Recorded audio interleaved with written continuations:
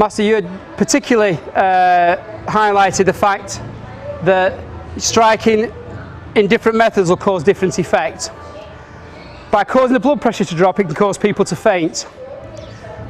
He also described the fact that when you strike, because you have the artery behind and the vein, you can have a build-up of residue, plaque if you like, inside the artery. And by striking, you don't know how healthy that person is. You may break off a piece of that build-up, if you like, over the years that they've accumulated, and it causes all sorts of different problems, you know, causes a brain hemorrhage, all sorts of different issues, or a stroke. So again, use this one with care. I do stress that, and Master, you specifically said that. So from here, the point is level with the neck here.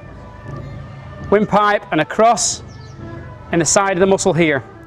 It can be used, Master, you described as using it as a sword fingers in, which penetrates deep into the tissue. So from here, the sword fingers will generally hit and twist. You can use it sometimes just as a prod, yeah, striking back, or you can use it as a twist and drill into the target.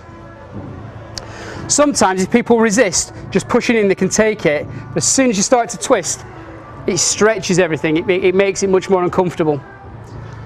My own personal preference for this is using it with my thumb. I use the chest as a reference. So I'm here, I could be in a grapple, I could have got in close, they might have their hands up, I check down, come in close, and I use the chest as a reference here and drive up into the target. If you notice, a lot of the times I'll tread the foot as well, just to give myself extra control over the person. That's not compulsory, but I tend to do that. So from here, yep, into here.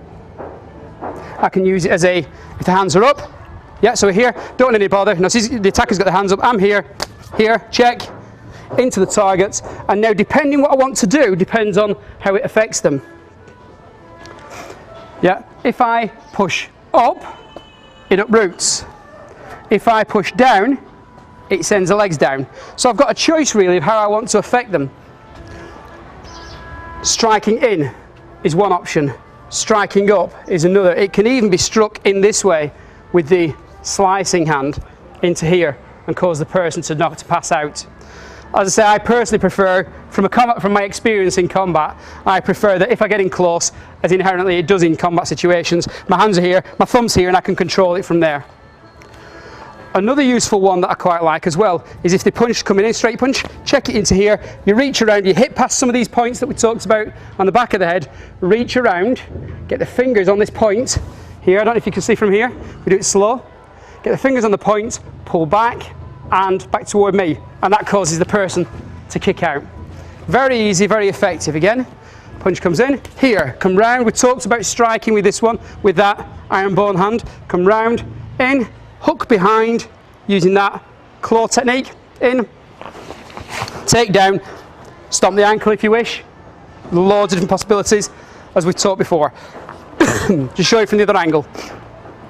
Punch comes in, here, strike, reach around, hook the fingers in, control the arm, never let go of it, pull back and take down. Now at this point again, I can disengage, I can go into here to drop a knee on those points on the side here that we talked about earlier, because it's right, it's there, ready for you. Drop the knee in. Start to look and see these combinations that within what you do. So again, one more time, punch comes in, so I've got checking the arm here, striking around the back, I've got all these points that we've talked about earlier, reaching round, grabbing that point on the neck. Now from here it could be that I come into the other one and get both, and that would be quite serious because I'm affecting the circulation to the head. So I pull in and up, okay, and very quickly, okay, the person will pass out. But one, for me, using the one is probably the most useful way that you'll do things. It can also be that, again, we talked about having a third party involved, that somebody's holding on to something. I can reach over, touch, and just pull back and take down. Because straight away, one, human nature doesn't like things wrapped around the neck, i.e. my hands. Secondly, as you come through, yeah, and you pull back, you get a hold of something or somebody, yeah, those hands will generally come back towards yours to get them off you. But again, at this point, once we're here, we turn, crash through into the points as we previously talked about. So you need to start looking at how to combine these points together. Yeah, we've got 17 of the most dangerous points in the Dim Mak system, and these are what you need to look at. Master Yu also described this point as being able to grab and pinch. So he said not only can you strike in, but you can also grab, and he described it using one of the techniques as the cup hand from the drunken style, which is this way. So you curl the bottom 3 fingers over, index finger and thumb to here, and it would come in into here and pinch. So somebody grabbing on again. So if we're here, if Glenn just drops his arm just so you can see, comes in, grabs the muscle, and I just basically come in and pinch. Yeah? Now I'm letting go because I don't want him to pass out, but basically as he pinches in, you pluck, okay? Or pinch and strike in. So one pushes in and then grabs around the back. So it goes in this way, grabs and tilts, which is very synonymous with drunken style kung fu.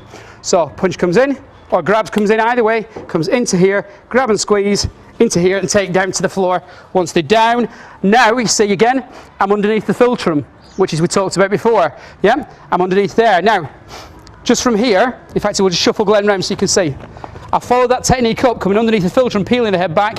I've got this one back. I could also crash this one down through the jaw. So I've got a double. I've got this one going back, this striking the back of his head on the points on the back of the head, this slamming through on the top of his jaw, which I'm not going to do because I don't want to hurt him, but that will come into here hard. Yeah, and away you go. So you've got Dim Mak point after Dim Mak point after Dim Mak point. You can now hopefully start seeing how these points combine.